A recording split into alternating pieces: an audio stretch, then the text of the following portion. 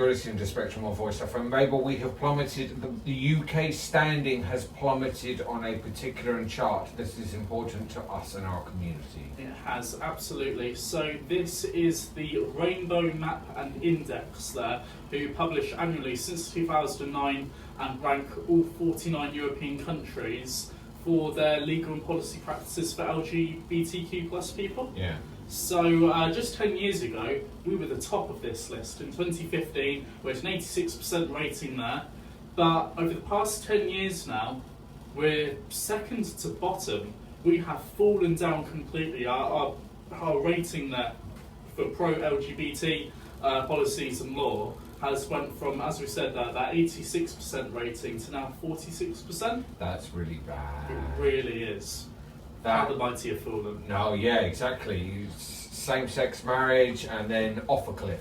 Literally, yeah. We were one of the first to legalise same-sex marriage there, and it all fell apart. Well, to be honest, we had the Gender Recognition Act in 2004. We got in early with that, but it's like, as times went on, attitudes are just getting worse and worse and worse. We're only above one country in Europe now through these ratings there, Italy, and it just feels like it's been getting worse since 2020, I want to say, really, where we had Brexit and the fallout from that, and since then, I think that was when Liz Truss was the Equalities and Women's Minister.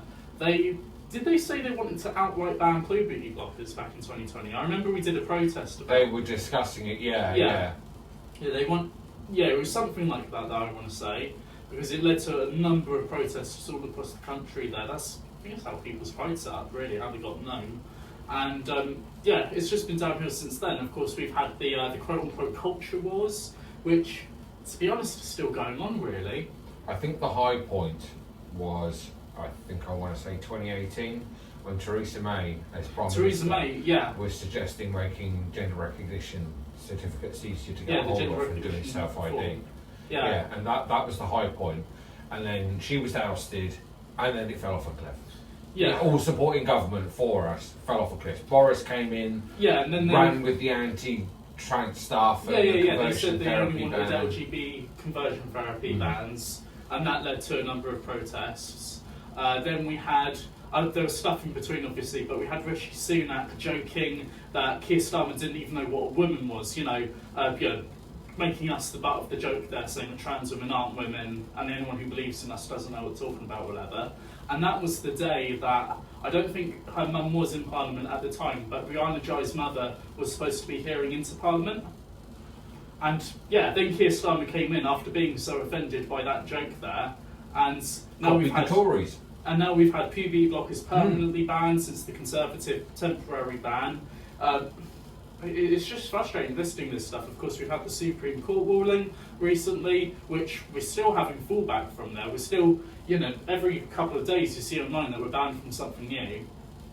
Yeah, how the mighty have fallen. Yeah, the whole country in the index is just... We should be ashamed. Yeah, we should really be ashamed of ourselves. On the opposite side of the spectrum, there's some, pun intended because we're the Spectrum show, we've got nations that are very pro-LGBT. So Malta tops the list with an 89% score. Belgium is at 85%, Iceland 84%, Denmark 80%, and Spain. Kind of shocks me they weren't higher because of self-ID law, but they're 78% as well there. A lesson to learn from other countries, Britain. It's not embarrassing to learn from other countries. You were doing well, now we're doing badly. Really bad. Yeah. Join us after these.